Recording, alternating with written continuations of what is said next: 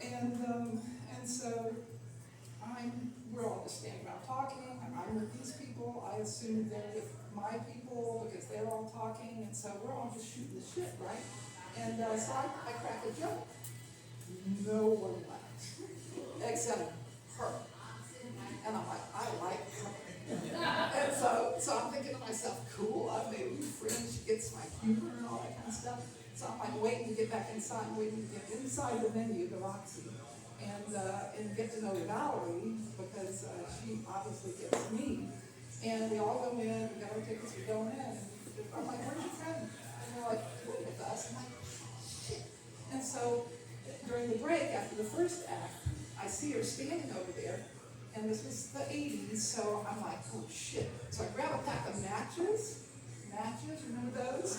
Off the bar, and I go, and I've got a pen in my purse or something, and I pull it out, and I'm writing my number on it, and I want to go, I'm going to give it to her. You're going to hate this too, but it's the way it is. And so I go, I see her over there, I walk up to her, and I say, hey, I'm not gay, but here's my number. I said, I'm new in town, and I really need some new friends, and you're the only one that laughed at my joke. And she was like, okay, that's really funny. And so we exchanged phone numbers. So she called me like the very next week. Turns out Valerie, so I moved to LA and gotten administrative assistant job or the old secretarial job or something like that. And she, meanwhile, was there training in LA from her New York job to be a money, I forget what the title is, but she was a money person. She worked in Tower One. And so we went on to have like a year of the most fun. She had all kinds of money. She lived with 2 gay guys up in the Beverly Hills. She was kind of their foil. The one guy was also a very high up in some sort of company, and so anytime that he needed to go to an event or anything, Valerie was always his babe and stuff like that. And so we just had so much fun for a year. And so then, the year goes on, and, we kind of cozy on to our lives, and she's going back to New York to resume her career. Like I said, they were training her in LA. She was back. And I stay in LA, I'll meet a guy, we wind up getting married and stuff like that.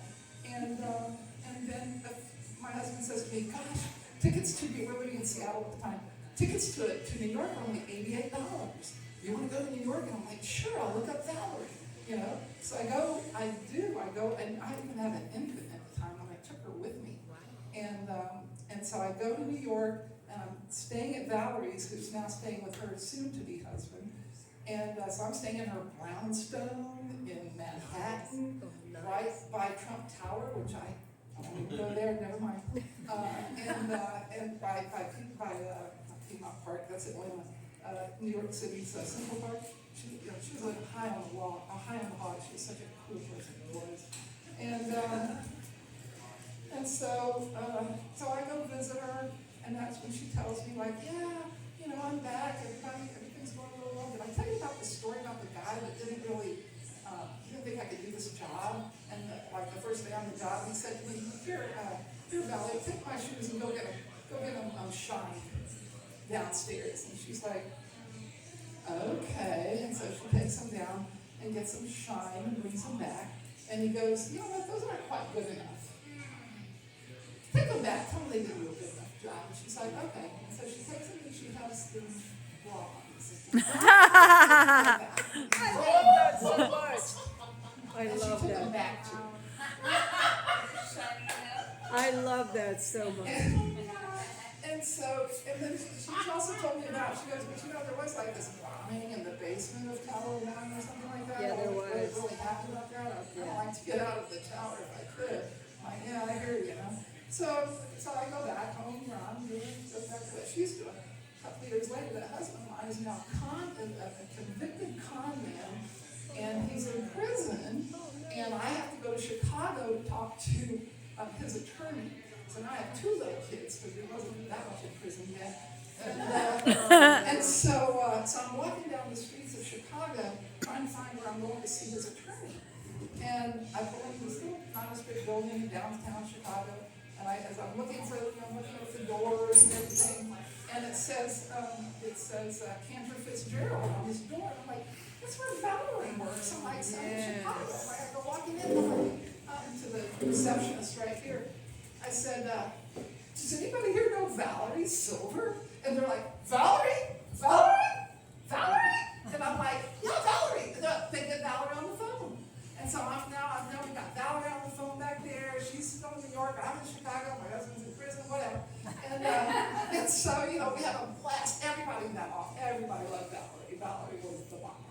And so that was awesome. And so a few more years passed by. And, there were, yeah, so, a few more years passed by. Haven't seen Valerie in a while. I have a friend that sees her because she lives in New York. I know she's doing okay. She's married. She's climbing the ladder out there. And then, of course, 9/11 happens. Oh, God. And it didn't occur to me for about 2 weeks what might have happened. And so one day, I think I probably heard something about Cantor Fitzgerald. Yeah. They were the location that had the most, the employees. highest number Yeah. of fatalities because Yes. Yeah. that's where the plane went in. Right. And that's where Valerie was then.